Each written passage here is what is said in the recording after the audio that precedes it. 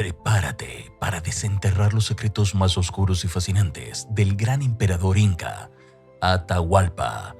Este enigmático gobernante no solo es recordado por su trágico encuentro con los conquistadores españoles, sino también por los misterios de su reinado, rodeado de oro deslumbrante y teñido de sangre. A lo largo de su vida, Atahualpa acumuló un poder inmenso, despertando leyendas que aún hoy nos hacen preguntarnos qué tan lejos llegó su ambición y cuál fue el precio real de su grandeza. En este video vamos a revelar esos secretos que la historia ha intentado esconder, desentrañando la verdadera historia de un imperio que brilló intensamente antes de desmoronarse en un torbellino de traiciones y conflictos. Acompáñanos en este viaje al corazón de los Andes para descubrir la verdad oculta de Atahualpa. Atahualpa, el último gran rey inca, es una figura enigmática y controvertida de la historia precolombina de Sudamérica. Con una vida rodeada de misterio, traición y sangre, su legado ha sido objeto de especulación y debate a lo largo de los siglos. La pregunta sobre su lugar de nacimiento, ya sea en Perú o en Quito, sigue sin una respuesta definitiva. Mientras algunos lo consideran un despiadado tirano, otros creen que podría regresar algún día para restablecer el orden en los Andes. Esta es la historia de Atahualpa, el rey inca, cuya vida y muerte están marcadas por la traición y la llegada de los conquistadores españoles. Los orígenes de Atahualpa, Cusco o Quito. La controversia en torno a los orígenes de Atahualpa se centra principalmente en su lugar de nacimiento. Cronistas como Pedro Cieza de León, basándose en testimonios de la nobleza incaica, aseguraban que Atahualpa nació en Cusco y que su madre fue Tutaya o Tupac Paya, una india de origen quilaco. Este gentilicio hace referencia a una etnia de la provincia de Quito, sugiriendo que su madre podría haber pertenecido a la élite regional de menor rango. Sin embargo, Cieza de León rechazó la idea de que Atahualpa hubiera nacido en Quito o Caranquí, ya que estas áreas eran provincias de Tahuantinsuyo, bajo dominio inca en el momento de su nacimiento. Otros cronistas, como Juan de Betanzos y el cronista indígena Juan de Santa Cruz, Pachacuti, también respaldan la versión cusqueña, describiendo a Atahualpa como hijo de una princesa inca de linaje cusqueño. Por el contrario, Inca Garcilaso de la Vega y otros cronistas afirman que su madre era una princesa del reino Quito, implicando que Atahualpa habría nacido allí. A pesar de estas versiones, las evidencias sobre la existencia del llamado Reino de Quito siguen siendo objeto de escepticismo histórico. Atahualpa creció en Cusco, aprendiendo las habilidades del gobierno y la guerra bajo la tutela de su padre, el inca Huayna Capac. A los 13 años, acompañó a su padre y a su hermano Ninan Cuyuchi en campañas militares en la región de Quito para sofocar rebeliones y expandir el imperio. Tras la muerte de Huayna Capac en 1525, probablemente a causa de la viruela y de su hijo Ninan Cuyuchi, se desencadenó una crisis de sucesión. Huáscar, otro de los hijos de Huayna Capac, fue proclamado heredero de Cusco, mientras Atahualpa, desde el norte del imperio, gobernaba Quito y sus alrededores. La tensión entre ambos hermanos creció rápidamente. Huáscar, desconfiando del poder militar de Atahualpa acumulaba en el norte, le ordenó regresar a Cusco. Sin embargo, Atahualpa, temiendo por su vida, se negó a acatar la orden. Los generales de Atahualpa lo convencieron de no ir, pues sospechaban que Huáscar planeaba su ejecución. Este conflicto de intereses llevó a una serie de enfrentamientos que culminaron en una guerra civil.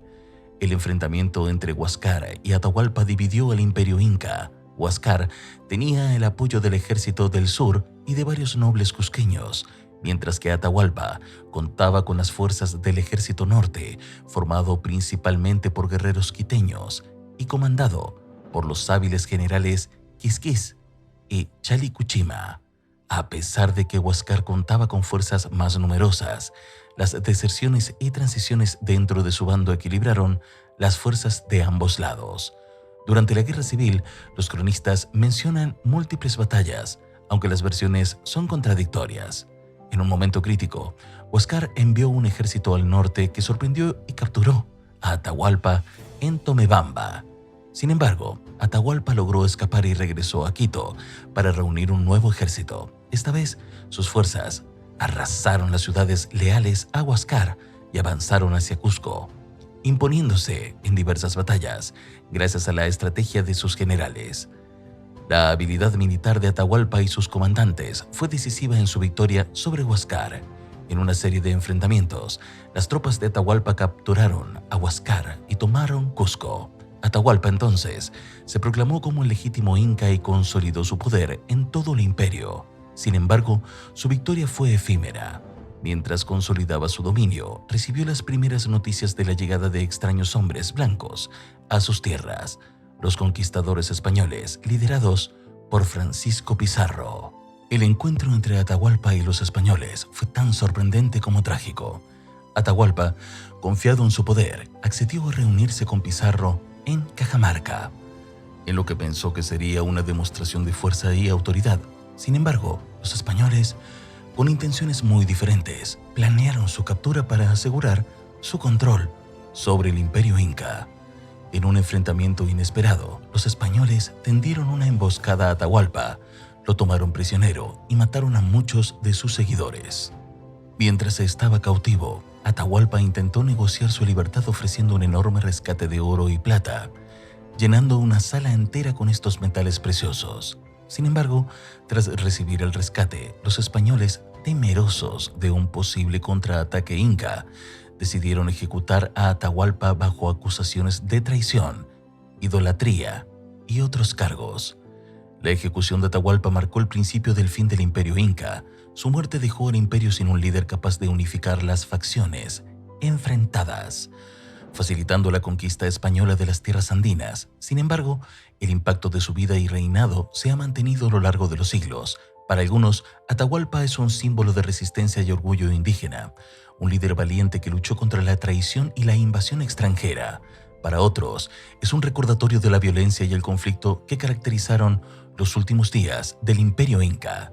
La historia de Atahualpa es un relato de ambición, poder y tragedia. Su vida, marcada por la traición y la lucha por el control, refleja las complejidades del imperio inca en su momento de mayor esplendor y su caída precipitada. A través de los siglos, Atahualpa ha sido una figura que simboliza tanto la gloria como la fragilidad de las civilizaciones antiguas frente a la llegada de nuevas fuerzas y tiempos cambiantes. Su legado perdura en la memoria colectiva de los pueblos andinos, recordándonos las lecciones de la historia y la continua lucha por la justicia y la soberanía. El destino de Atahualpa, enredado en traiciones y guerras, marcó el ocaso de un gran imperio que hasta ese momento había dominado los Andes con fuerza y autoridad. Su vida, llena de decisiones estratégicas y conflictos de poder, refleja tanto la grandeza como las debilidades de Tahuantinsuyo. Al final, su captura y posterior ejecución por los conquistadores españoles no solo selló su destino personal, sino que también simbolizó el comienzo de una era de cambio radical para los pueblos andinos. La figura de Atahualpa, aún envuelta en misterio y controversia, sigue siendo un símbolo poderoso de resistencia y lucha en la memoria colectiva de Sudamérica, evocando el complejo legado de un imperio que, a pesar de su caída, dejó huellas indelebles en la historia de la región. Y como nosotros estamos aquí solo para traerte información de valor, sería valiosísimo que nos cuentes tu opinión sobre este video. No olvides suscribirte, darle like y volver pronto al canal, que seguiremos creando mucho más contenido de calidad para ti. Nos vemos pronto y recuerda que la historia siempre es más interesante cuando la conocemos mejor.